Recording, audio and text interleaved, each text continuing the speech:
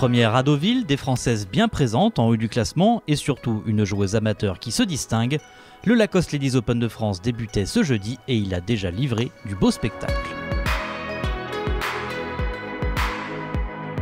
C'est donc parti pour l'édition 2022 de l'Open de France féminin et les joueuses tricolores n'ont pas loupé leur entame.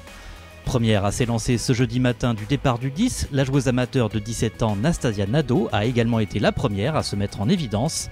6 birdies et surtout aucune faute pour la joueuse d'Aix-les-Bains qui se retrouve ainsi co-leader à -6 pour sa première participation. J'ai dû prendre pratiquement tous les fairways, donc déjà ça aide. Les greens, j'ai pas dû en rater beaucoup non plus. J'ai fait un super un tour parfait aujourd'hui, pas d'erreur. Donc demain, on va essayer de partir dans la même optique, sans se mettre trop d'attente non plus forcément, parce que quand on joue -6, le lendemain on a envie de jouer -7. Mais on va repartir sur les mêmes bases, repartir presque de zéro.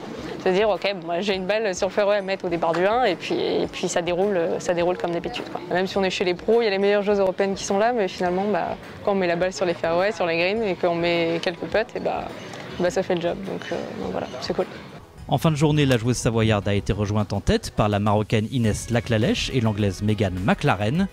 Cette dernière a joué au sein de la partie la plus suivie de ce premier tour aux côtés de la numéro 1 française Céline Boutier. Une première journée conclue sur une carte de -4 pour la tenante du titre, qui pointe ainsi au 4e rang à 2 coups de la tête. Les bonnes performances françaises de ce jeudi ne s'arrêtent pas là. Pour son 18e Lacoste Ladies Open de France consécutif, Annelise Caudal a elle aussi signé un très bon -4 dans la matinée. La joueuse basque a rentré 4 birdies et surtout un très bel eagle sur le par 5 du 2.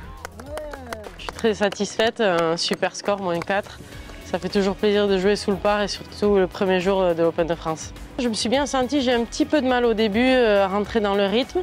Mais ensuite j'ai commencé à dérouler, à avoir un bon contact sur les coups de fer et puis ça s'est plutôt bien passé. J'ai toujours la même motivation, surtout que j'aimerais gagner l'Open de France avant un jour de prendre ma retraite. Golfique bien sûr et du coup ouais, je suis motivée, que je sois en forme ou pas en forme, je suis toujours motivée et donc ouais, j'ai la même motivation à chaque fois que je plante le tee au 1 ici à l'Open de France. Dans l'après-midi, Anaïs Messonnier est également venue compléter un peloton compact de 6 joueuses à égalité à -4. Celle qui a terminé 3e en 2021 se place pour une nouvelle belle performance cette année grâce à une partie sans le moindre bogey. Ma partie, c'est pas passé grand chose, j'ai envie de dire. J'ai pris, je crois, 18 greens en régulation.